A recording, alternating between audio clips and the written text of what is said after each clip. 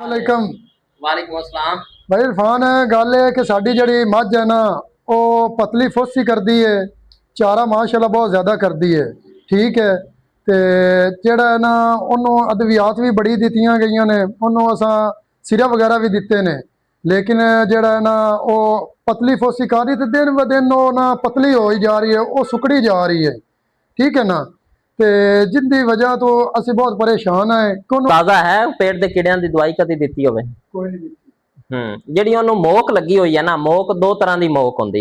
ਇੱਕ ਮਿਹਦੇ ਦੀ ਵਜ੍ਹਾ ਤੋਂ, ਮਿਹਦੇ ਦੀ ਖਰਾਬੀ ਦੀ ਵਜ੍ਹਾ ਤੋਂ ਮੋਕ ਹੁੰਦੀ ਹੈ। ਦੂਸਰੀ ਹੁੰਦੀ ਜਦੋਂ ਪੇਟ ਦੇ ਕੀੜੇ ਜਿਹੜੇ ਹਨ ਨਾ ਉਹ ਜ਼ਿਆਦਾ ਹੋ ਜਾਵਣ ਤੇ ਉਹਨਾਂ ਦੀ ਵਜ੍ਹਾ ਤੋਂ ਵੀ ਮੋਕ ਹੋ ਜਾਂਦੀ। ਇਹਨਾਂ ਦੀ ਜਿਹੜੀ ਮੋਕ ਹੈ ਉਹ ਕਿਉਂ ਨਹੀਂ ਜਾ ਰਹੀ? ਉਹਨੂੰ ਪੇਟ ਦੇ ਕੀੜਿਆਂ ਦੀ ਉਹਦੀ ਡਿਵਰਮਿੰਗ ਨਹੀਂ ਹੋਈ। ਜਾਨਵਰ ਨੂੰ ਹਰ 3 ਮਹੀਨਿਆਂ ਬਾਅਦ ਜਾਨਵਰ ਨੂੰ ਪੇਟ ਦੇ ਕੀੜਿਆਂ ਦੀ ਦਵਾਈ ਪਿਵਾਣੀ ਇਹ ਸਮਝ ਲਓ ਤੁਹਾਡੇ ਤੇ ਫਰਜ਼ ਹੈ। ਅਗਰ ਤੁਸੀਂ ਜਾਨਵਰ ਰੱਖੇ ਨੇ, ਸਾਫ਼ ਜ਼ਾਹਿਰ ਹੈ ਜਾਨਵਰ ਹੈ, ਉਹਨੂੰ ਕਿਹੜਾ ਬੰਦਾ ਹੈ ਜਿਹੜਾ ਜਾਨਵਰ ਨੂੰ ਚਾਰਾ ਜਿਹੜਾ ਧੋ ਕੇ ਪਾਉਂਦਾ ਹੋਵੇ? ਜਿਹੜੀ ਤੂੜੀ ਅਸੀਂ ਪਾਉਂਦੇ ਆ ਕਿਹੜਾ ਬੰਦਾ ਹੈ ਉਹਨੂੰ ਧੋ ਕੇ ਪਾਉਂਦਾ? ਕੋਈ ਵੀ ਧੋ ਕੇ ਨਹੀਂ ਨਾ ਪਾਉਂਦਾ।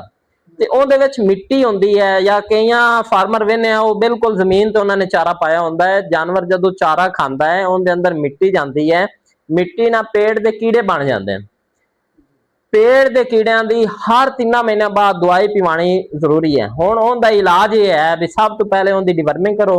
डिवर्मिंग मतलब पेट के कीड़ियां की दवाई पिवाओ, उस तो बाद उनका मेदे का इलाज उसी वो जो चारा ज्यादा खाती है, सुकती जाती है, जिल्द उनकी खुरदरी उसी अक्सर उनके अलामत ही आउंदियां ने, पेट थले नूं लटक जाता है, अखी चों गिड्डू या पानी आउंदा है। ते ये अगर अलामत हैं तो बिल्कुल उन्होंने पेट के कीड़े ने, सब तो पहले उन्होंने पेट के कीड़ियां की दवाई पिवाओ, उस तो बाद बाकी मेदे का इलाज उसी।